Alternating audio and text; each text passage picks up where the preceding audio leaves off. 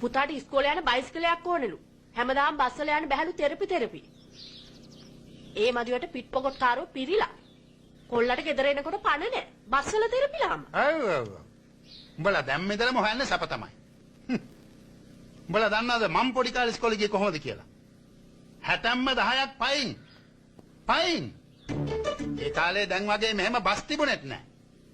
තාර දාපු පාරවල් තිබුණෙත් නැහැ. අන්න එහෙම දුක් විඳලා අපි ඉගෙන ගත්තේ. එදා අපි එහෙම පයින් ගිය හින්දා තමයි අද අපි මෙහෙම බයිසිකලයකවත් යන්නේ. එදා තාත්තා බයිසිකලයක ගියා නම් අද කාර් එක යන්න තිබ්බා. මොන රටේද කෝ කාර්වල ගිහලා ලියුම් බෙදන්නේ?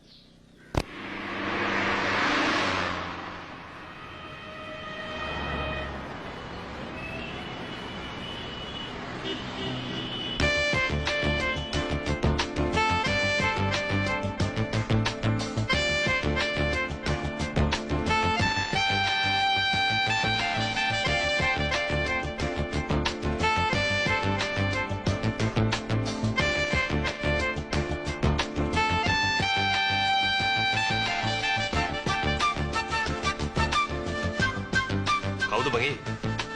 ඊයේ පෙරේද බහපු කෑල්ලා. ඊට ස්පේස් එකේ ඉන්නේ. උඹ එහෙනම් තලත් හොයාගෙන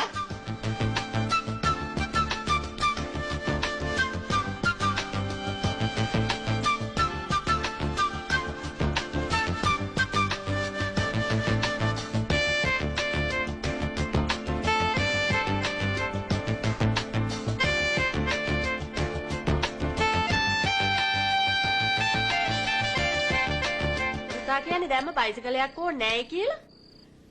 විභාග ඉවර වෙනකන්වත් කොහොම හරි බස් එකේ යන්නන්නු. ආන්න හැදෙන උන්.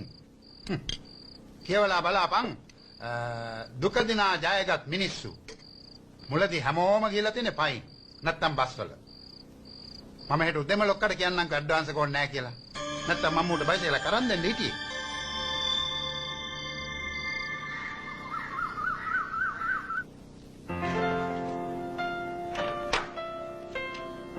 මේ මහත්තයෝ මේ තේක ඔන්න ඔක උතනින් තියන්න ප්‍රේම.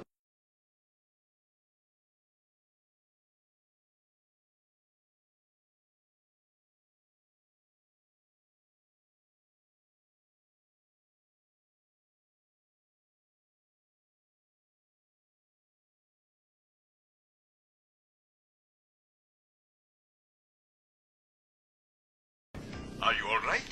Yes. So, what are you doing today? Didn't you go to school? අදිනි වාඩු? ගෙදර මොකුත් ප්‍රශ්නයක් එහෙම නැහැ නේද? නෑ.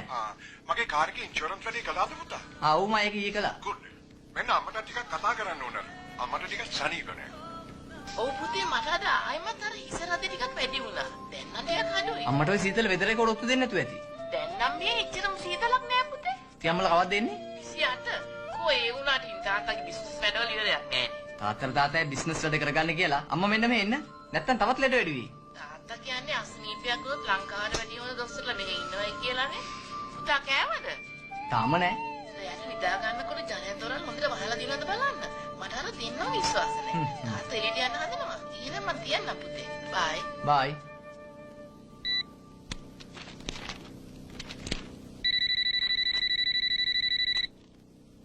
හෙලෝ